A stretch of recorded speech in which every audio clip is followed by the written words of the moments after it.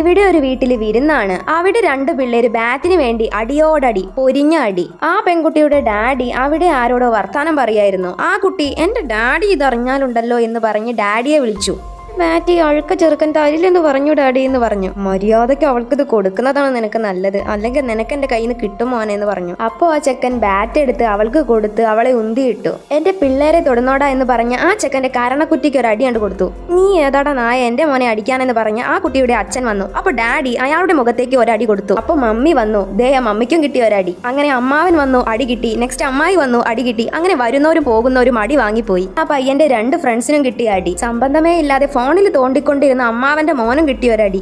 ഈ കാര്യം അറിഞ്ഞു വന്ന പോലീസുകാർക്കും കിട്ടി 4 അടി. കിട്ടിയോ ഇല്ല ചോദിച്ചു വാങ്ങിയെന്ന് പറഞ്ഞ് റേഷനരി വാങ്ങുന്ന പോലെ ക്യൂ ആയി വന്ന് അടി വാങ്ങിപ്പോയി. നീ ഉണ്ടോ ഷെർഖാൻ ഒരു 100 പേരെ അടിക്കാനെന്ന് പറഞ്ഞു വരുമ്പോ ആ ചെക്കന്റെ പൂച്ചയെ വരെ അടിച്ചു. എന്ത് പറഞ്ഞാലും അടി. ഇതെന്ത് അടിമാലി ഫാമിലിയോ? ഇനി പറ, ഇതിൽ എത്ര പേർക്ക് ടോട്ടൽ അടി കിട്ടി?